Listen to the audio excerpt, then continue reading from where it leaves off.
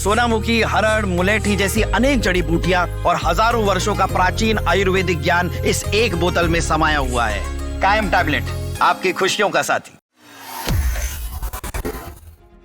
देश में जब भी नया महीना शुरू होता है तो कुछ नियमों में बदलाव होता है।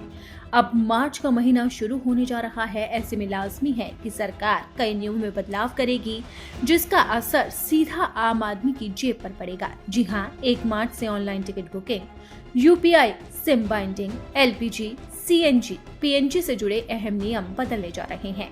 तो जानते हैं कि 1 मार्च से क्या क्या नियमों में बदलाव होने जा रहा है। सबसे पहले बात करेंगे रेलवे के नियमों के बारे में। तो रेलवे ने ऑनलाइन टिकट बुकिंग का नियम ही बदल दिया है।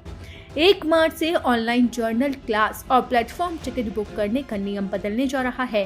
रेल यात्री अब भारतीय रेल के यूटीएस ऐप से न केवल तो जर्नल क्लास की टिकट बुक कर पाएंगे, न ही प्लेटफॉर्म टिकट बुक कर पाएंगे। अब सिर्फ रेल वन मोबाइल ऐप से ही ऑनलाइन जर्नल और प्लेटफॉर्म टिकट बुक किया जा सकेगा।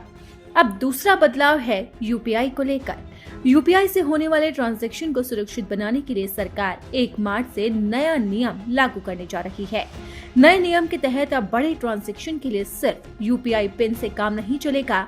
1 मार्च से यूपीआई के जरिए बड़ा अमाउंट ट्रांसफर करने के लिए यूपीआई पिन के साथ साथ बायोमेट्रिक्स या फिर मल्टी फैक्टर ऑथेंटिफिकेशन की जरूरत होगी।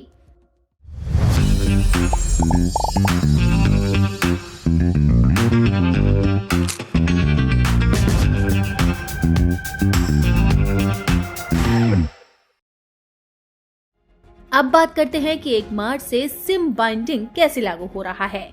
साइबर फ्रॉड या डिजिटल फ्रॉड पर लगाम कसने के लिए सरकार 1 मार्च से सिम बाइंडिंग का नया नियम लागू करने जा रही है।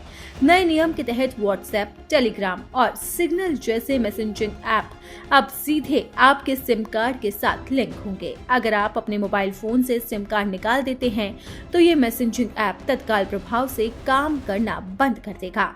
मोबाइल से सिम निकालने के बाद किसी भी तरह का वाईफाई नेटवर्क या फिर हॉटस्पॉट इस ऐप को नहीं चला सकेगा। वहीं 1 मार्च से ऐसे बदलाव भी होने जा रहे हैं जो लोगों की रोजमर्रा की जिंदगी पर असर डालेंगे। ऑल मार्केटिंग कंपनियां हर महीने की पहली तारीख को एलपीजी, सीएनजी, पीएनजी, एटीएफ के दामों में जरूरत के आधार पर कटौती या फिर बढ़ोतरी करती है। लिहाजा 1 मार्च को भी इन ईंधन की कीमतों में बदलाव किए जा सकते हैं।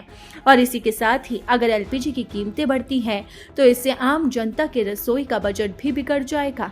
लेकिन अगर कीमतें कम होती है तो होली से पहले लोगों को बड़ी सौगात मिल सकती है। तो अब देखना होगा कि आखिरकार 1 मार्च की सुबह एलपीजी की कीमतों में क्या बदलाव होते हैं और इससे आम जनता की जेब पर कितना और कैसे असर पड़ता है।